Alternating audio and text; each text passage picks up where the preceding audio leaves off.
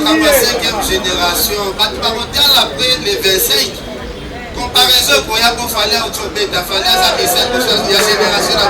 Il y a des gens qui ont parce que dans les camps, il y a la 5e. Il est libre de poser cette question dans la démocratie. Quel frère, yo tout au côté côté moro, tout est balayé. Moi je te comprends. Quel, j'ai eu à appeler un jour Boutalikasu pour lui dire que Nathalie Bino n'analyse la Bino.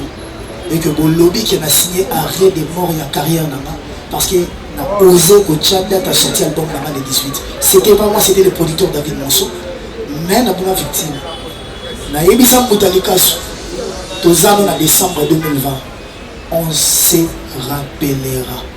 Les autres tous ans de l'eau. Néange mis de mon frère, de moi et toi ans et Betato et Betate. Héritier Wata.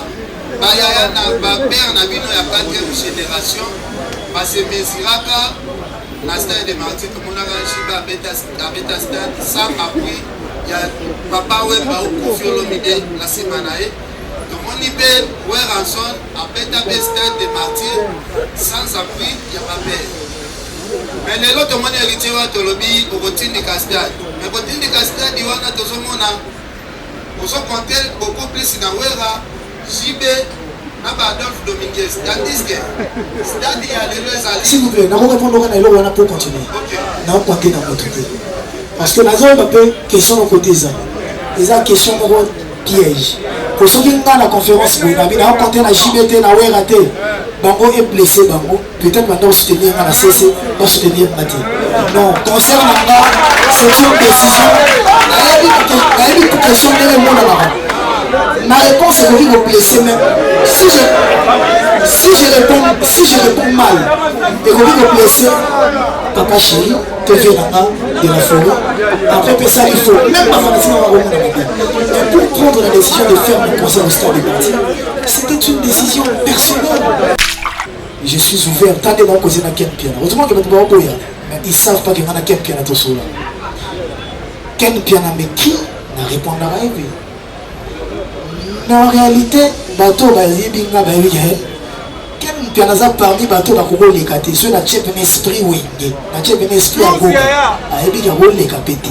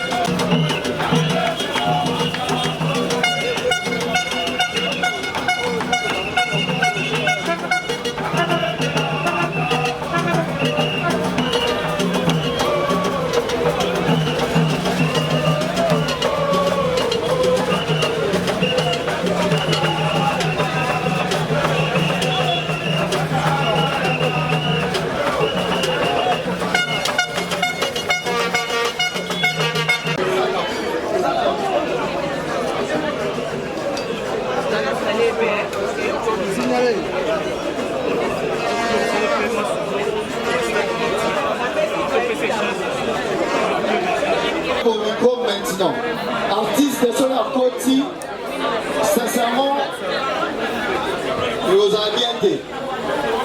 Vous avez un plan de coupe psycho, placez vos micros maintenant.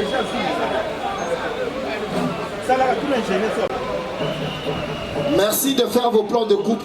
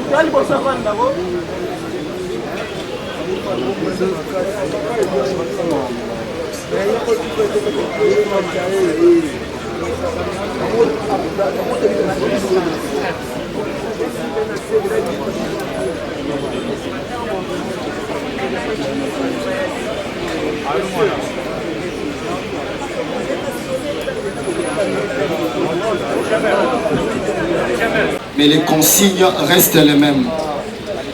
Et elles vous seront données par M. Mboum tout à l'heure. Nous comptons sur vous, sur la discipline et le respect, ainsi que la considération.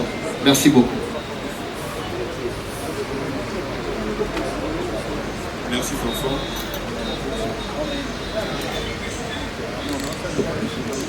Chers consoeurs et confrères, je dirais bonjour.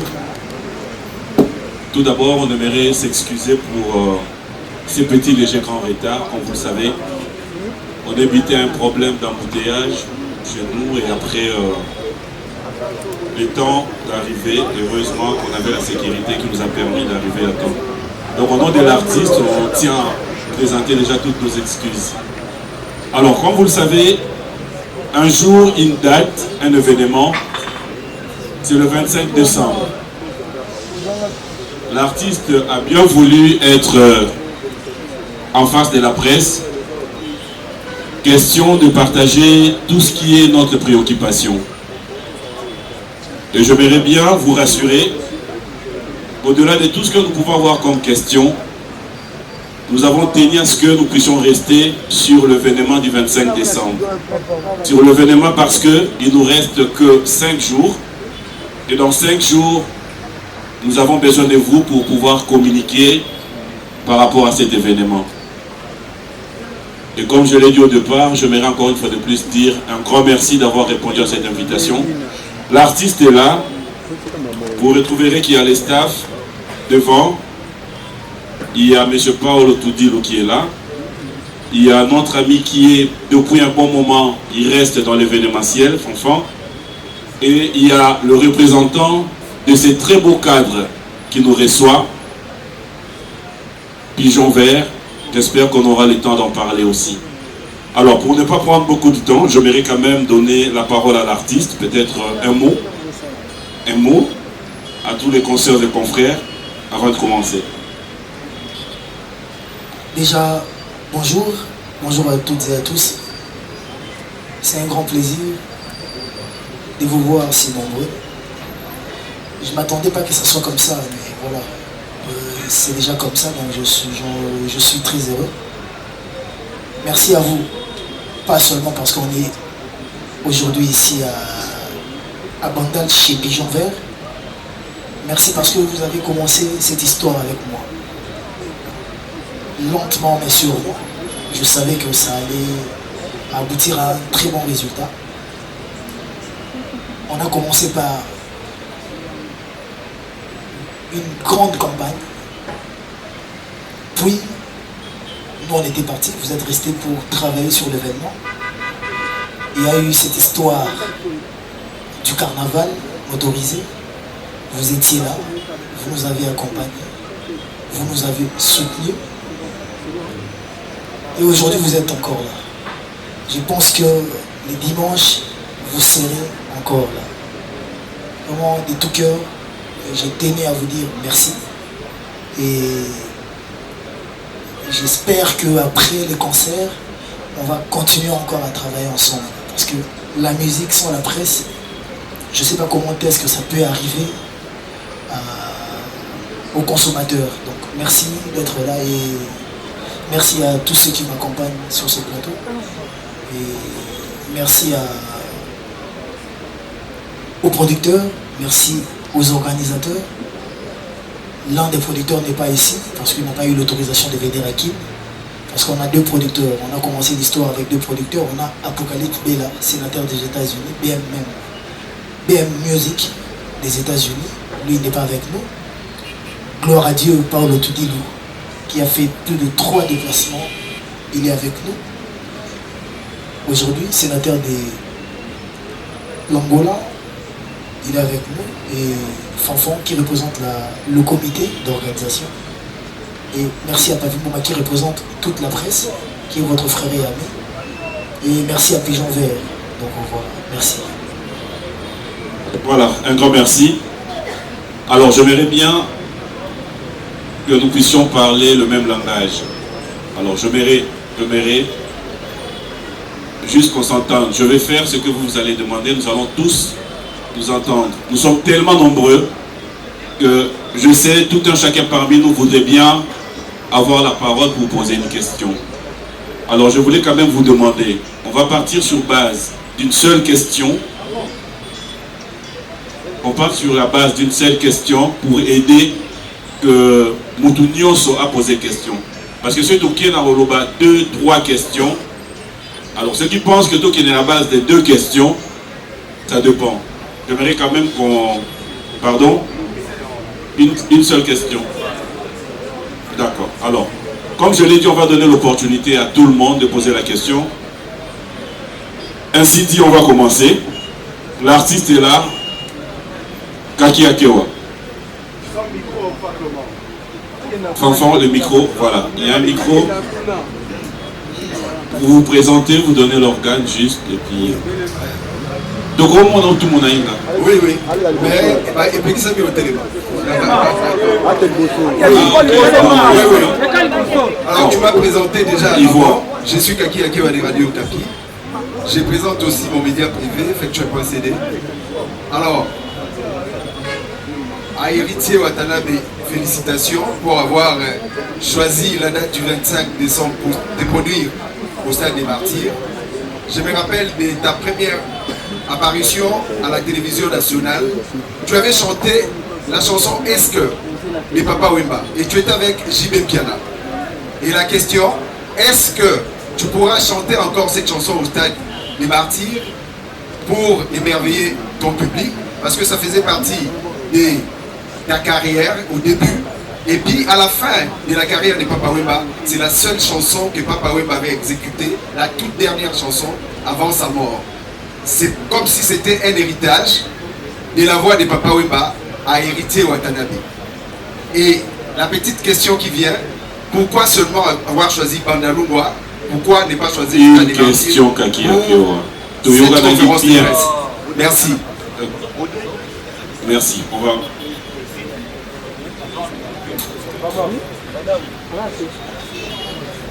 Merci. Merci vraiment. Yoru Désert Olobati, donc tu es un ancien de la presse.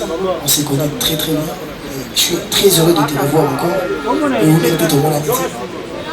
Déjà pour commencer, la chanson de Papa Wemba, parce que avant, quand moi j'ai commencé la musique, j'ai interprété Papa Wemba.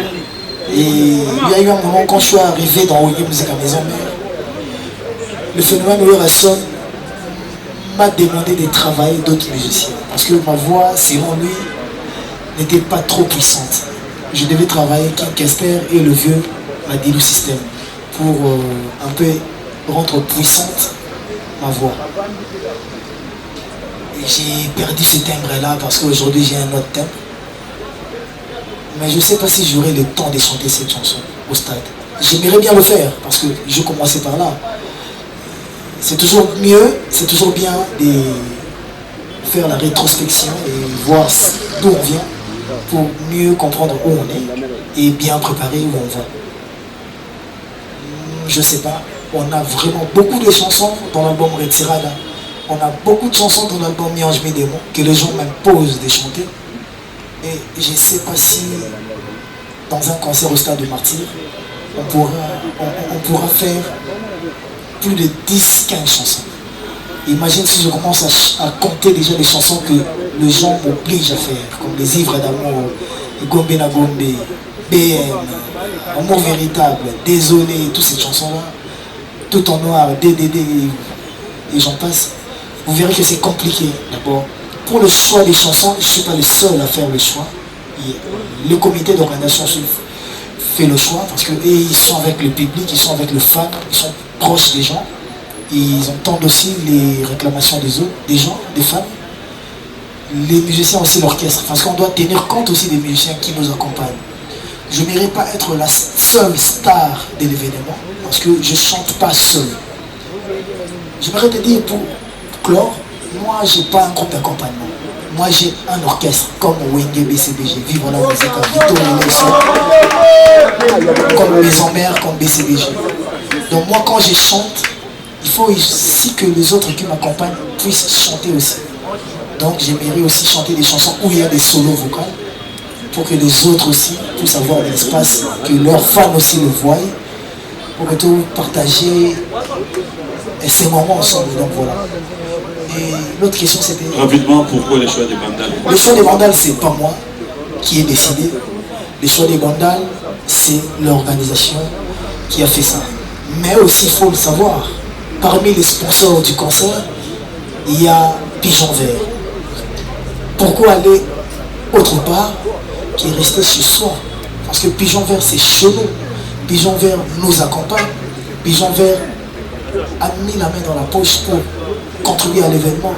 Je ne voudrais pas aller chez quelqu'un qui n'a pas contribué pour l'événement. Donc voilà le choix de Pigeon Vert. Et je les remercierai toujours. Voilà, non, on aura tout le temps. Je vous promets. Le micro, s'il vous plaît. Maman. Donne à Pachou.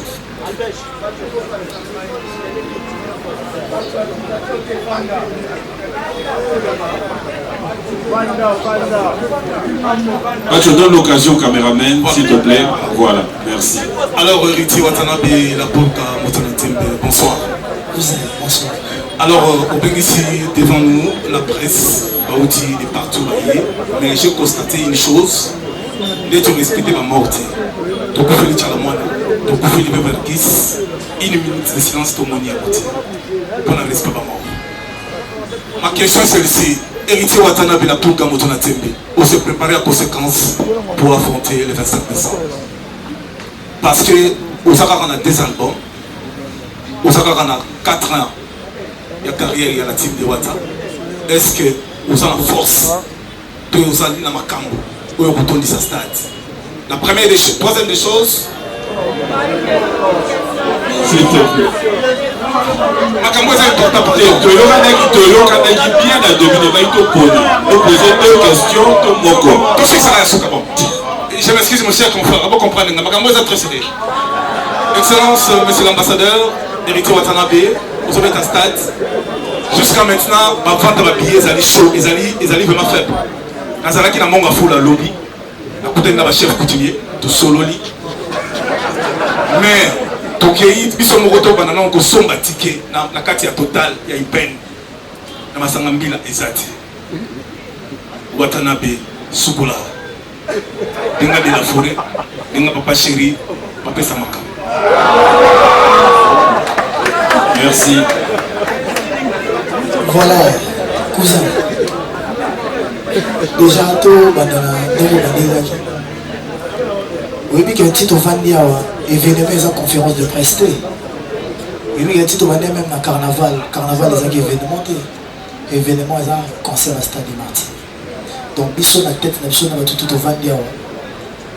Ou devant ces Bissot, peut-être, une minute de silence, on a aussi mon cap pour la maman, tu as la bonne tête, pour la papa Verkis, pour la mort, on a Bissot. Etc. Et vous allez un concert. Ah oui, ça, juste une conférence de presse. Auto solo là. Donc, question de répondre après tous les cas. Mais ma campagne, tout ça, là, on a événement. Bateau, on a négligé, et bateau, va payer ça sens dans ma carrière. Parce que Toyoka, bango pour toi. Il y a bateau, nene makasi. Et na bateau, tout n'a pas les 2 artistes.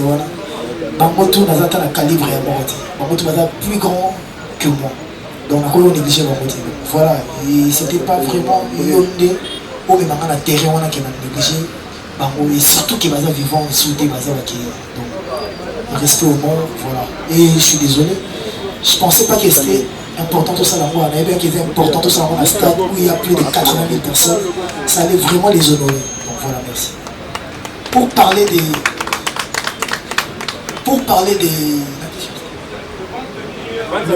le vent des billets yo kendaki la station il faut aussi que c'est pas dans toutes les stations totales des points de vente des salariés au moins la station totale où c'est pas dans la boutique ou était dans la biloko la station totale où c'est dans la peau te kaka carburant dans la porte vous comprenez donc ceux qui ont côté dans la boutique koluka CD parce que tu as koluka pardon ta billet kunate pour te recevoir un billet tu peux se pompiste c'est pas leur travail c'est vendre le carburant. Alors là, les stations totales ont des boutiques la station totale est un magasin et sur le Kekuna au recoute à billet plus que ça net dans la station totale à Lemba il y a 24 mais ça la billet monsieur aussi là ceux qui ont l'eau à la PC bah moi aussi au recoute à billet il y a des choses à comprendre et quand ils appellent boulot na penza te na landelaka batekaki billet wapi ezali billet wapi ezati to billet wapi kotaki billet wapi silaki moi mon travail c'est chanter et danser laissez aussi que notre comité d'organisation balandela makambo wana parce que ceux qui n'ont pas landela makambo nyonso na rolanda mambo instrument na rolanda mambo sécurité na rolanda mambo podium na rolanda mambo lumière na rolanda mambo écran LED dans la publicité panneau pour panneau je suis d'être foutu là mais souvent les matates et matates pour raison retard je peux pas suivre deux livres à la fois un petit artiste dans chose à côté celui à côté monsieur qui va bien zati donc bayoki ils ont droit de tout rêver booster là donc il doit aller parce que vous ça sur moi je suis prêt pour chanter et danser au levi na ngana luka papa chéri na wa basé papa chéri dans l'orchestre oui la sonne dans l'orchestre là dans l'orchestre concert où tu mets des engagés dans l'orchestre ce qu'il faut n'avoir papa chéri tout n'avoir na wa sonne faut n'avoir pour la concert il faut n'avoir bango pour n'avoir bango déjà depuis kalakala bana bango to sonaka déjà depuis kalakala concert na ngayo ba yebia. Mais le roi de l'Euphorie m'avait dit une chose avant l'envoyage. Abisinga, au Lingaki, qu'on relevait le défi. Tu l'as fait avec tes albums, tu l'as fait avec tes concerts. Aujourd'hui, tu es au stade de martyr, bats-toi. Quand Papo a botayo artistiquement, Abisio Bunda, c'est pas parce qu'il y a Boïko côté là-haut, parce qu'il y a Boïko aidé. Non, peut-être parce qu'à ce moment-là que tu es capable de faire quelque chose. Et que les autres vont prendre juste conscience. Et je pense que ceux qui il faut la scène indépendamment de l'Euphorie, papa chéri, il faut la longue ou je pense pas ceux qui font la scène il faut la bête et la toujours bosser pour tout ça, la concert bien, concert et là très très bien. Voilà. Ce qu'on dit que Teresa Robeba, le ban bateau va baby c'est terrain n'a pas baby c'est terrain. Quand on va se retrouver dans la stade, ils sont au travail pour tout le monde. Merci beaucoup. On va équilibrer, on va prendre une dame. Tony, Gisèle Fouilly, enfant. Une question s'il vous plaît. Vraiment. D'accord. C'est Gisèle Fouilly, Pénapitra, pour la RTVS 1, Paparazzi. Héritier, je suis fière de toi et content de te retrouver aujourd'hui dans la circonstance. J'ai une question de curiosité.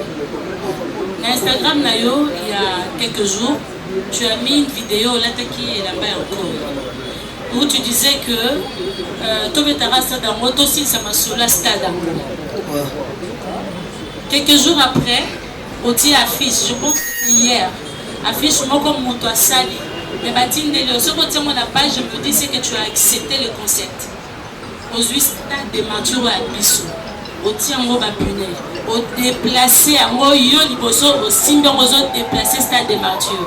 Alors que biso tout papa c'est moto ebi que Après toi, il y a un autre artiste qui, en la personne de Frère Okola, qui va aussi jouer l'année prochaine. C'est quoi au lobby aussi les Samasolo à stade. Par là, tu veux dire quoi? Nalingi vraiment la comprendre. Et puis, c'est quoi le défi et héritier à Ouattanabe face à ces concerts du 25 décembre? Merci. Ouais, merci. Au moment que tant on a un concert à stade, il y avait d'autres concerts qui étaient programmés. Officiellement, moi, je n'avais pas commencé la publicité. Parce que la légalité, nous sommes ça la campagne concert, puis le concert, on a peine au même moment. Pendant qu'on gagne Robert, peut-être quelques mois après. Je voulais vraiment laisser le temps qui concerne les cas. On a fait un effort, des critiques à 2-3 semaines pour que tout le monde accompagne. Et bien, il y a une affiche qui après le 1er décembre. Bandroit de Gomataka après le 1er décembre.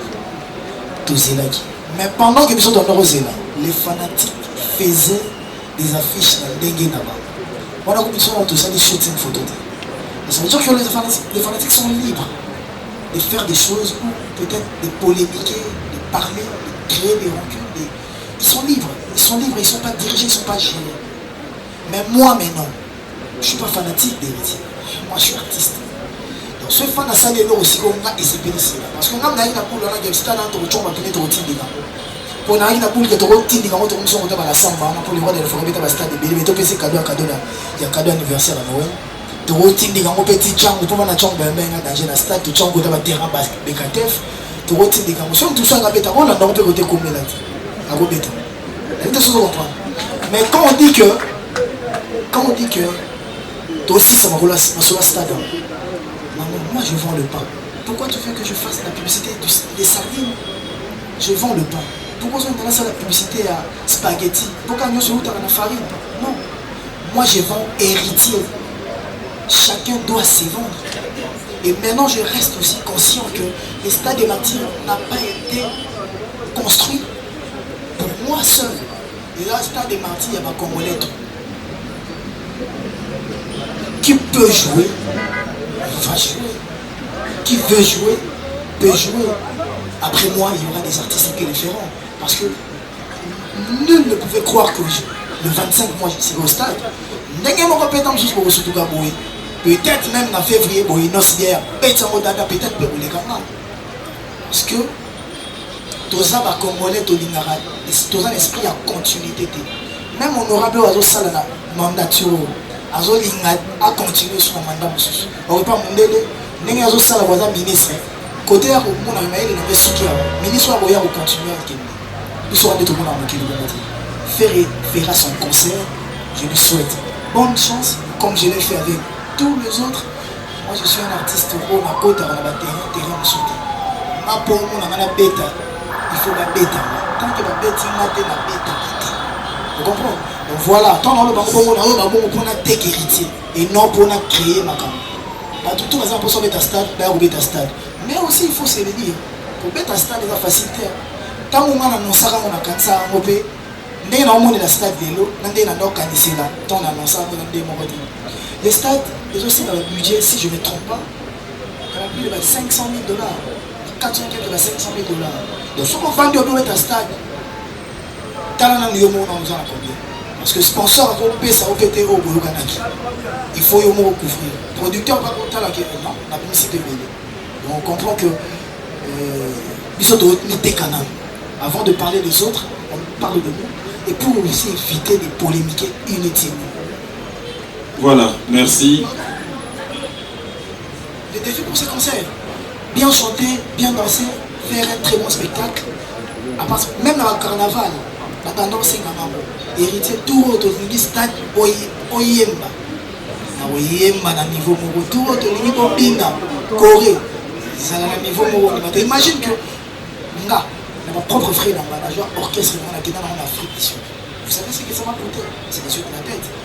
Et après l'image va mission dans la vie, banda ma famille n'a pas banda ma problème n'a pas plus concentré. Et je pense qu'ils sont prêts à le faire. Et le plus grand défi c'est la sécurité. Tout est top, tout est ok. Voilà, Jonathan. Merci. Jonathan Binari Digital. Bonjour Héritier. Salut frère.